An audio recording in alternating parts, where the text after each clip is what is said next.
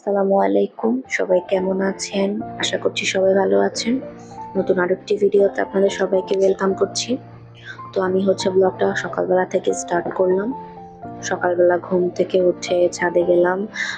বাহিরে তখন একটু বৃষ্টি হচ্ছিল। তো বৃষ্টিতে তো আর সকাল সকাল ভিজতে পারবো না, বাট একটু ছাদে স্টে করলাম, বৃষ্টিতে দেখছিলাম। এরপর বাসায় এসে ব্রেকফাস্ট করে দেন সোজা চলে গেলাম রান্নাঘরে।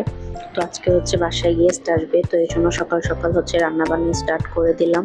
তো এখানে সব কিছু কেটে কুটে রেডি করে রেখেছে আমার যা আর শাশুড়ি মিলে। আর আমি রান্নাটা বসাই দিলাম। প্রথমে আমি রান্না করব চিকেন কোরমা, চিকেন ঝাল কোরমা, গরুর মাংস, পোলাও, মাছ, ডিমের কোরমা আর সাদা ভাত, ডাল, এগুলো আয়োজন করা হবে মেহমানদের জন্য।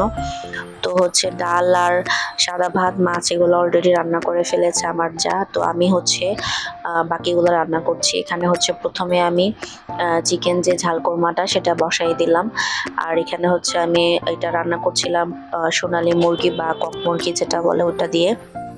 তো এখানে আমি মশলাগুলো ভালোভাবে কষানো হয়ে গেলে তারপর এখানে মুরগির মাংসগুলো দিয়ে দিলাম। তো এরপর মাংসের সাথে ভালোভাবে মশলাগুলো মিক্সড করে নিচ্ছি। এতে মাংসের মধ্যে কিন্তু মশলাগুলো ভালোভাবে ঢুকে আর টেস্টটাও ভালো হয়। তো আমার অলরেডি কিন্তু চিকেন কোরমা রান্না হয়ে গেছে। তো এখানে আমি এবার গরুর মাংসটা বসিয়ে দিচ্ছি। তো আমি সাধারণত গরুর মাংস হাতে মাখিয়ে রান্না করতে বেশি পছন্দ করি। আজকে কিন্তু কষিয়ে রান্না করছি। তো এই জন্য আমি সবগুলো মশলা দিয়ে অনেকক্ষণ কষিয়ে নিয়েছিলাম মশলাটা।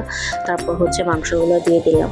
তো গরুর মাংস হতে যেহেতু একটু লেট হয়, এই জন্য আমি আগে গরুর মাংসটা বসিয়ে দিচ্ছি। তো এক চুলা আমার গরুর মাংসটা হবে, আর অন্য চুলায় কিন্তু আমি ডিমের কোরমাটাও রান্না করে নিব। তো যেদিন বাসায় গেস্ট আসে ওই দিন কিন্তু সবকিছু একটু বেশি এলোমেলো হয়ে যায়, টাইমের মধ্যে কিন্তু কোনো কিছু হয় না। বাট আমি চেষ্টা করছিলাম যে টাইমের মধ্যে আমি যাতে সবকিছু কমপ্লিট করতে পারি। তো আমি এখানে ডিমের কোরমাটাও রান্না করে নিলাম।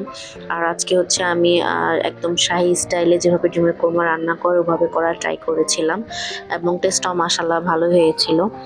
তো এরপর আমি এবার পোলাওটা বসিয়ে দিলাম। পোলাওটা রান্না হয়ে গেলে কিন্তু আমার রান্না শেষ। তো আমি পোলাও রান্না করার পর সব কিছু গুছিয়ে দেন আমি আমার রুমে চলে গেলাম। তো আমার রুমটা ভালোভাবে গুছিয়ে নিলাম এবং ক্লিন করে নিলাম। তো এরপর আমি এখন আমার মেয়েকে গোসল করিয়ে নিব, তারপর ওকে খাইয়ে দিয়ে দেন আমিও গোসল করে নিব। তো সবার খাওয়া দাওয়া হয়ে গেছে, এখন আমি খেতে গেলাম। আমি সুন্দর করে আমার খাবারটা প্লেটিং করে নিলাম। তো এরপর আর তেমন কোনো ভিডিও করা হয়নি। তো এটা ছিল সন্ধ্যাবেলা সবাই চা নাস্তা করে নিলাম।